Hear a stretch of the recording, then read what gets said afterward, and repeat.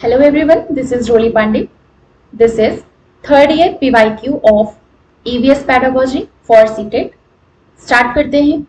Question number 1 है हमारा, identify a competency for your students of class 5th for the theme shelter. जैसे कि आप सब जानते हैं 6 थीम्स होती हैं EVS में, उसमें से एक है हमारी शेल्टर।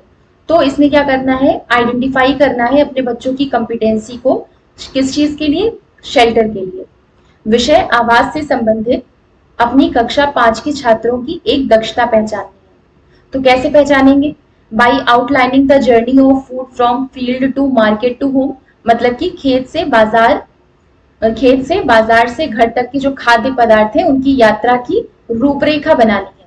तो इसमें बच्चे एक्टिव होकर के एक्टिवली पार्टिसिपेट नहीं कर रहे हैं, तो उनकी कॉम्पिटेंसी का पता नहीं लगाया जा सकता है।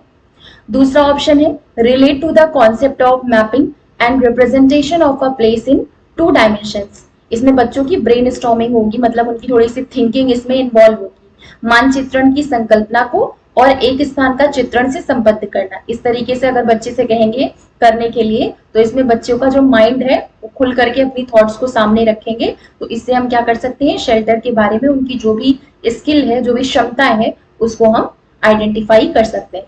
तो क्वेश्चन नंबर 1 का राइट ऑप्शन क्या हो जाएगा, ऑप्शन नंबर 2। क्वेश्चन नंबर 2 है हमारा, which of the following task will you select to assess your students formatively on the concept food.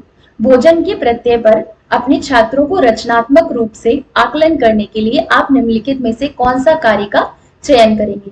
किस चीज पर, भोजन के प्रत्यय पर अपने छात्र का क्या करना है, आकलन करना है। कौन सा, समेटिव या फॉर्मेटिव, फॉर्मेटिव असेसमेंट, मतलब कि रचनात्मक आकलन करना है। तो इनमें से कौन से कार्य का चयन करेंगे, ड्रॉइंग डिफरेंट काइंड्स ऑफ, उनसे कहेंगे कि अलग अलग तरीके के जो फूड आइटम्स होते हैं, बर्ड्स खाती हैं, उनका आप चित्र बनाएंगे। इससे आकलन नहीं कर, फॉर्मेटिव इसमें किसी मतलब कोई क्रिएटिविटी इसमें नहीं होगी, तो ये वाला ऑप्शन गलत हो जाएगा। रिकॉलिंग डेफिनेशन, परिभाषा वाले ऑप्शन आपका वैसे ही तुरंत हट जाएगा, तो ये वाला भी नहीं होगा। Discussing different myths about food items in the class. Next option क्या है कि राइटिंग अ टेस्ट, यहाँ पे टेस्ट लिख करके पता लगाएं, तो इसमें भी लिखने वाली, रटने वाली चीजें, लिखने वाली चीजें, रिकॉलिंग वाली चीजें, परिभाषाएं वाली चीजें, ये आपका ऑप्शन डायरेक्ट ही हट जाएगा। तो यहाँ पे राइटिंग अ टेस्ट का है, मतलब टेस्ट लिखवा करके ये चीज पता लगवाना है, तो हमें क्या करना है, रचनात्मक आकलन करना है, ना कि समेटिव असेसमेंट करना है। तो ये वाला ऑप्शन गलत हो जाएगा। राइट ऑप्शन क्या हो जाएगा, discussing different myths about food items in the class. किसी भी टॉपिक पर जब डिस्कस किया जाएगा तो इससे क्या है, मतलब कुछ डिस्कस करके अगर बच्चों से पूछा जाए तो इस तरीके से उनका रचनात्मक आकलन किया जा सकता है। कोई भी टॉपिक अगर क्लास में डिस्कस कर रहे हैं, स्टार्ट में कॉन्सेप्ट कोई नया टॉपिक स्टार्ट करवाना है, तो उनका स्टार्टिंग में फॉर्मेटिव असेसमेंट ही किया जाता है। मतलब ये पता किया जाता है कि बच्चे को पहले से इसके बारे में कितना पता है, उनकी प्रीवियस नॉलेज को पता करने के लिए। तो ऐसे जब डिस्कस करेंगे तो क्या हम इस चीज का आकलन कर पाएंगे कि बच्चे को फूड के कॉन्सेप्ट के बारे में पहले से कितना पता है। तो ये हमारा राइट ऑप्शन हो जाएगा क्वेश्चन नंबर 2 का, ऑप्शन नंबर 3। क्वेश्चन नंबर 3 है हमारा, for an EVS teacher at primary level including students with individual differences is possible. मतलब कि प्राथमिक स्तर पर पर्यावरण अध्ययन शिक्षक को वैयक्तिक भिन्नताओं वाले विद्यार्थियों को शामिल करना किस तरीके से संभव हो सकता है। अगर उनको इंडिविजुअल होम असाइनमेंट्स दिया जाए, गलत। कोई भी चीज ऐसा हो, मतलब इंडिविजुअल डिफरेंसेस वाले बच्चे हो, या फिर अलग अलग भाषा जानने वाले बच्चे हो, या फिर बच्चे में बहुत सारी कमियां हैं, कैसी भी चीज हो, कभी भी उनको अलग से कोई चीज दे करके उस चीज को इम्प्रूव नहीं करना है। ग्रुप में या फिर उनको साथ में मिलकर के ऐसा ग्रुप वर्क दिया जाए, प्रोजेक्ट वर्क दिया जाए, तो इन सब तरीकों से उनको उस चीज को ओवरकम करना है या फिर रिकवर करना है। तो फिर इंडिविजुअल होम असाइनमेंट्स दे दिया जाए उससे, ये वाला ऑप्शन आपका गलत हो जाएगा। ये एक इजी टास्क है, बिल्कुल इजी टास्क नहीं है। अलग अलग इंडिविजुअल डिफरेंसेस वाले बच्चे हैं, उन सबको साथ में पढ़ाया जा रहा है, इसलिए टीचर के लिए बहुत कॉम्प्लिकेटेड हो जाता है कि उन सब की डिफरेंसेस के हिसाब से बच्चे को पढ़ाया जाए। तो ये इजी टास्क तो नहीं है, इसलिए ये वाला ऑप्शन भी गलत हो गया।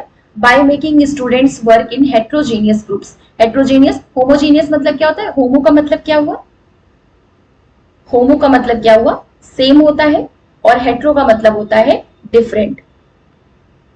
मतलब कि जब डिफरेंट इंडिविजुअल डिफरेंसेस वाले बच्चों को हेट्रोजीनियस ग्रुप बना करके साथ में बैठाया जाएगा, तो उससे क्या होगा, प्रॉफिट होगा। प्रॉफिट क्यों होगा, क्योंकि हर एक बच्चे के पास अलग अलग स्किल्स होंगी, अलग अलग कंपिटेंसीज होंगी। तो जब साथ में वो बैठेंगे तो एक दूसरे का इंटरचेंज होगा, तो बच्चे में एक्सचेंज होकर के वो सारी क्वालिटीज एक दूसरे में ट्रांसफर होंगी।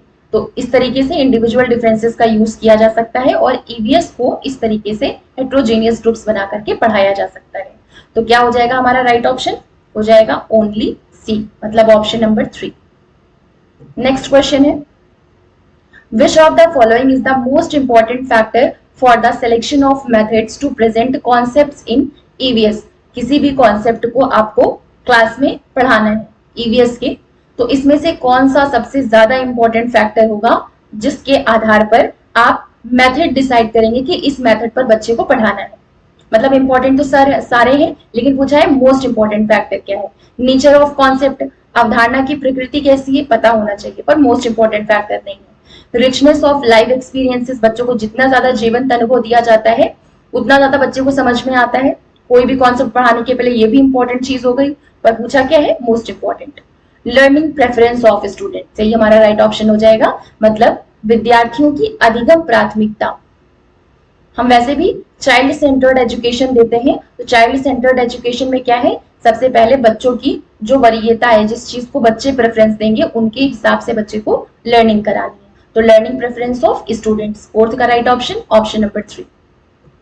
क्वेश्चन नंबर 5 है, group discussion is a suitable method for teaching environmental studies. Group discussion suitable method होता है इन्वायरमेंटल स्टडीज पढ़ाने के लिए। तो इनमें से कौन सा कारण है जिसकी वजह से ग्रुप डिस्कशन सुटेबल मेथड होता है। इंटरपर्सनल स्किल्स इससे डेवलप होती हैं, या फिर children learn to respect diversity, या फिर helps in multipurpose thinking and novel solution. मतलब इससे क्या होगा, जब ग्रुप डिस्कशन होगा तो इसमें सारे बच्चे साथ में बैठेंगे, तो साथ में बैठेंगे, अलग अलग थिंकिंग होती है बच्चे की, अलग अलग स्किल्स होती हैं, तो अलग अलग थॉट्स जब उठेंगी तो अलग अलग तरीके से बच्चे सोचेंगे, तो मतलब बहुमुखी चिंतन होगा, बच्चे हर एक डायरेक्शन में से सोच पाएंगे, तो बहुमुखी चिंतन होगा और नवीन समाधान में सहायक होगा। इस वजह से राइट ऑप्शन क्या हो जाएगा क्वेश्चन नंबर 5 का, ऑप्शन नंबर 3। क्वेश्चन नंबर 5 है हमारा, सॉरी 6 है, identify a competency for the theme family and friends for students of class 5। कक्षा 5 के छात्रों के लिए परिवार एवं मित्र विषय के लिए एक दक्षता की पहचान कीजिए। State reason for community eating, मतलब कि ये क्या करेगा, सामुदायिक भोजन खाने के कारण का उल्लेख कीजिए। इस तरीके से हम जो 5th क्लास के बच्चे हैं उसमें फैमिली और फ्रेंड्स से रिलेटेड जो भी उनकी कंपिटेंसीज हैं उनको आइडेंटिफाई करना है। तो आइडेंटिफाई करने के लिए उनसे क्या कहें, जो सामुदायिक भोजन खाने के कारण होते हैं उसका उल्लेख करें, या फिर differentiate between transfer and displacement. ये हमारा राइट ऑप्शन हो जाएगा। फैमिली एंड फ्रेंड्स की से रिलेटेड कंपिटेंसीज अगर बच्चों की आइडेंटिफाई करनी है तो उनसे कहें कि स्थानांतरण और विस्थापन इन दोनों में डिफरेंस क्या होता है। तो 6 का राइट ऑप्शन क्या हो गया, option number 2।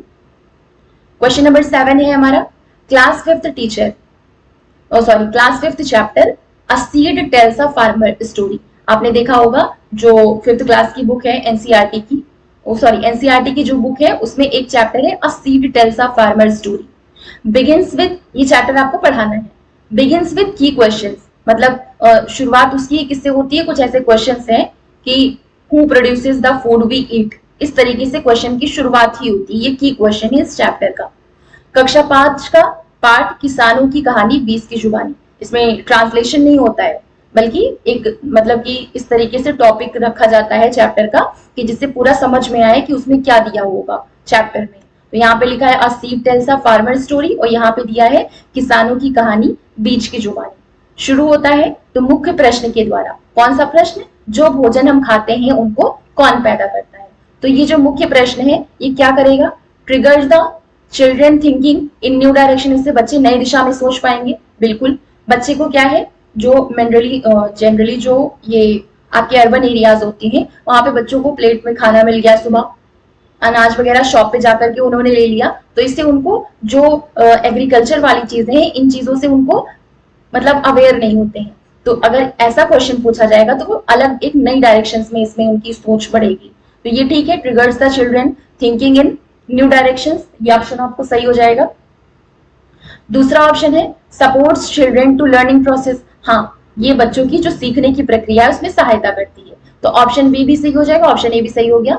Supports children to develop, memory based वाली चीजें आपकी गलत है, याद करके सिखा करके मेमोरी से रिलेटेड वो सारे आपके ऑप्शन ही गलत हो जाएंगे। तो स्मरण शक्ति आधारित कौशलों के विकास में सहायता करती है, ये गलत हो जाएगा।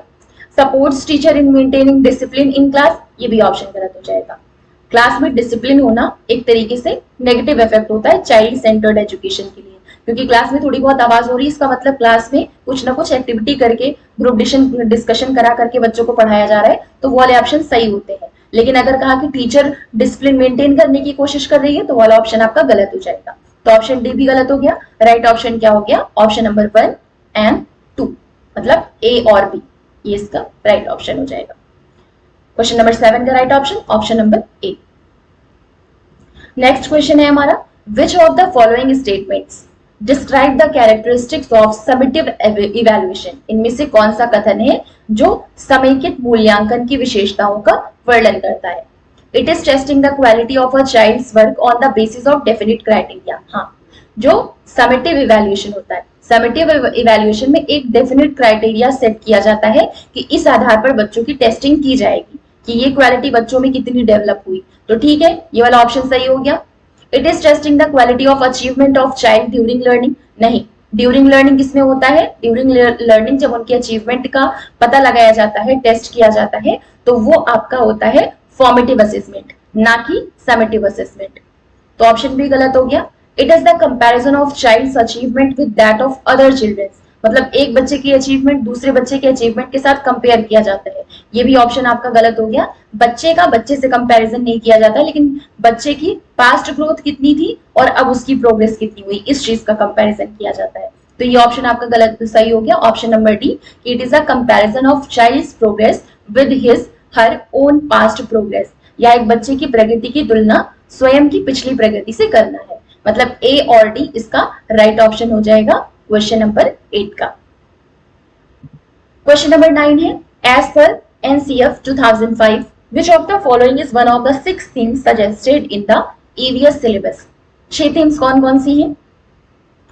Things we make and do, things we make and do ये थीम है।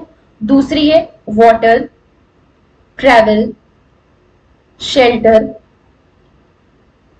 Family and friends, family and friends. कितनी हो गई? 1 2 3 4 5, और एक आपकी कौन सी है? Things we make and do, water, travel, shelter. एक थीम आपकी और होगी, अभी मुझे याद नहीं आ रही है। ये हो गया। तो इसमें पूछा है कि एज पर NCF प्लांट्स ये सब थीम है, एनिमल्स ये भी सब थीम है, किस चीज की? फैमिली एंड फ्रेंड्स की, ये सब सारी चीजें उसमें आती है, फैमिली एंड फ्रेंड्स की सब थीम्स में आती है। और ये शेल्टर, तो ये शेल्टर एक थीम है, कौन सी? NCF की 2005 के अकॉर्डिंग EVS की 6 थीम्स में से एक थीम है आपकी शेल्टर। तो राइट ऑप्शन क्या हो गया इसका? ऑप्शन नंबर 3, मतलब आश्रय। क्वेश्चन नंबर 10 है, the theme family and friends in EVS curriculum encompasses, मतलब किस चीज के चारों तरफ ये जो परिवार और मित्र का थीम है ये सम्मिलित करता है? Shelter, work and play, water, life. तो ये है, इसमें एक आता है आपका रिलेशनशिप, फैमिली एंड फ्रेंड्स में एक आता है रिलेशनशिप, एक आता है प्लांट्स, एक आता है एनिमल्स, और एक आता है वर्क एंड प्ले। तो आपका वर्क एंड प्ले इसका राइट ऑप्शन हो जाएगा क्वेश्चन नंबर 10 का। 11 है, Neha painted the sky green and trees blue in her painting, what should that teacher do first? Neha ने क्या किया? एक चित्र बनाया, उस चित्र में आकाश को हरा कर दिया और पेड़ को नीला रंग का कर दिया। तो उसके शिक्षक को पहले क्या करना चाहिए? Ask Neha to see the pictures of sky and trees and redraw, मतलब नेहा से आकाश और पेड़ का चित्र देखने के लिए कहें और फिर से बनाने को कहें, गलत। Tell Neha that sky is blue and tree are green and she has coloured wrong, उसको बताएं कि उसने गलत किया है। ये वाला कोई भी ऑप्शन है जहाँ पे बच्चे को तुरंत बता दिया जा रहा है कि उन्होंने गलत किया है, तो ये वाला ऑप्शन आपका गलत हो जाएगा। उसकी पेंटिंग को अप्रिशिएट करें और उससे पूछें कि उसने ये कलर क्यों किया है, ये इसका राइट ऑप्शन हो जाएगा। क्योंकि बच्चों की जो थिंकिंग होती है, थिंकिंग प्रोसेस, वो एडल्ट के कंपैरिजन में होती उतनी है, बस केवल क्वालिटी में डिफरेंस होता है। ये इंपॉर्टेंट क्वेश्चन है, आपका सीडीपी में अक्सर पूछा जाता है कि क्वालिटी और क्वांटिटी करके, क्वालिटी और क्वांटिटी करके, मतलब कि बच्चों की थिंकिंग जो है वो एडल्ट से क्वांटिटी में बराबर होती है, चेंज किसमें होता है, क्वालिटी में होता है, क्वालिटी में डिफरेंस होता है। तो 11th का right option option number 3। Question number 12 है, the syllabus of EVS is organised in which of the following manner, beginning from child's immediate surrounding to the wider environment, मतलब कि शुरुआत से बच्चे के जो निकटस्थ परिवेश है वहां से प्रारंभ करके व्यापक पर्यावरण तक, बिल्कुल सही। बच्चे की शुरुआत कहाँ, मतलब पढ़ाने की शुरुआत कहाँ से करनी चाहिए, बच्चे का इन्वायरमेंट वहां पे कैसा है उससे स्टार्ट करा के वाइडर इन्वायरमेंट की तरफ, मतलब कि पहले स्टेट, पर्टिकुलर डिस्ट्रिक्ट में, फिर पर्टिकुलर स्टेट में इन्वायरमेंट वैसा कैसा है, फिर स्टेट के अलावा फिर बाद में कंट्रीज के अलावा के हिसाब से कैसा है, फिर पूरे आपके प्लेनेट पे कैसा है। तो इस तरीके से वाइडर इन्वायरमेंट की तरफ फिर आगे बढ़ना है। जो आपका लास्ट वो 6th थीम थी वो थी फूड, पीछे मैं भूल गई थी, 6th जो है वो फूड होगी।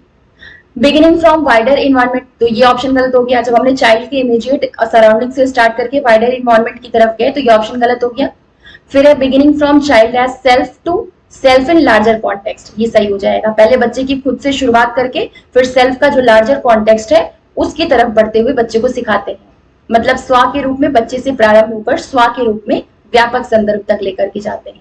तो ऑप्शन डी क्या हो गया, तो ये वाला इसका उल्टा है, इस वजह से ये गलत हो जाएगा। तो ए और सी इसका राइट ऑप्शन हो जाएगा ऑप्शन नंबर 3 क्वेश्चन नंबर 12 का।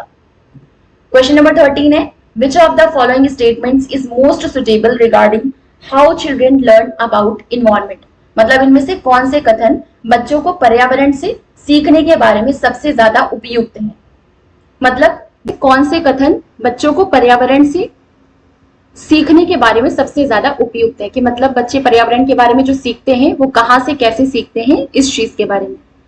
Children learn alone through their own efforts, मतलब कि बच्चे अपने प्रयास से अकेले सीखते हैं, ये गलत है। अकेले नहीं सीखते, उनको कुछ ना कुछ अपने मतलब टीचर्स से हेल्प मिलती है, उसके थ्रू वो सीखते हैं। Children learn through interaction with environment, हाँ ठीक है, बच्चे एनवायरनमेंट से इंटरेक्ट करके सीखते हैं, तो ये वाला ऑप्शन आपका सही हो जाएगा, बच्चे अपनी पर्यावरण से अंतः क्रिया द्वारा सीखते हैं। फिर है children learn through discussion with friends, बच्चों के साथ मतलब अपने फ्रेंड्स के साथ डिस्कस करके सीखते हैं, ये भी सही है। Children learn through explanation by teacher, व्याख्या वाली कोई भी चीज आपकी गलती होनी है तो ये ऑप्शन आपका गलत हो जाएगा कि बच्चे शिक्षक की व्याख्या से सीखते हैं। तो ऑप्शन ए और ऑप्शन बी और सी इसका राइट ऑप्शन हो जाएगा। Option number 2 is the right option of question number 13. Question number 14 है, Antara was finding it difficult to understand how to solve a puzzle alone. अकेले कैसे पजल को solve करना है तो ये अंतरा के लिए मुश्किल हो रहा था, लेकिन his elder brother Prasoon, she could easily solve the puzzle in a few minutes. मतलब कि अपने उसका बड़ा भाई है प्रसून, जिसकी मदद से उसने आसानी से पजल को कुछ ही मिनटों में सॉल्व कर लिया। तो इनमें से कौन सा ऐसा कारण है जो इस चीज के लिए हो सकता है।